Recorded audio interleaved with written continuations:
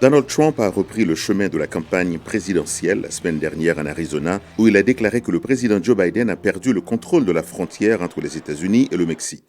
Tout cela est insoutenable, mais l'invasion de Biden n'est pas un accident. Il s'agit d'une démolition délibérée de notre souveraineté et de nos frontières. D'une manière ou d'une autre, quelqu'un va vous expliquer pourquoi il voudrait que cela se produise. Je suppose qu'il s'agit probablement de vote. Rien ne prouve que les non-citoyens votent en grand nombre aux élections américaines.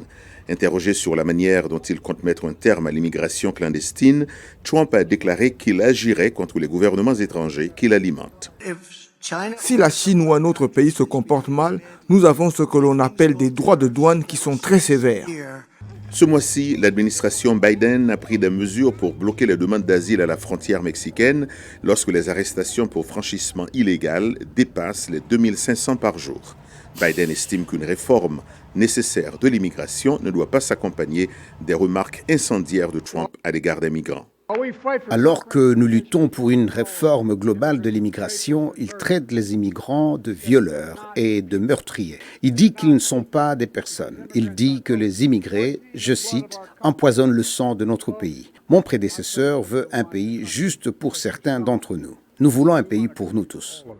Biden estime que la rhétorique anti-immigrée de Trump ne correspond pas aux principes fondateurs de l'Amérique. Vous représentez ce que nous sommes en tant que nation d'immigrants, nation de rêveurs, nation de liberté. Et c'est l'Amérique que nous partageons. Les rassemblements de la semaine dernière étaient les premiers de Donald Trump depuis qu'il a été reconnu coupable d'avoir falsifié des documents commerciaux pour dissimuler les paiements dits d'argent caché qu'il a effectués avant l'élection de 2016.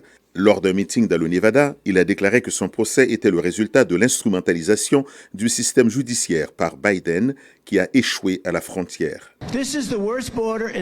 C'est la pire frontière de l'histoire du monde. Aucun pays du tiers-monde ne possède une telle frontière. Et aucun pays du tiers-monde ne dispose d'armes permettant de s'en prendre à des candidats politiques comme c'est le cas chez nous. Un sondage de l'agence Associated Press réalisé en mars a révélé une évolution de l'attitude des électeurs à l'égard de l'immigration. Près d'un tiers des Américains estiment désormais que les immigrants courent un risque majeur de commettre des délits. Ce chiffre est en hausse par rapport aux 19% qui étaient de cet avis en 2017.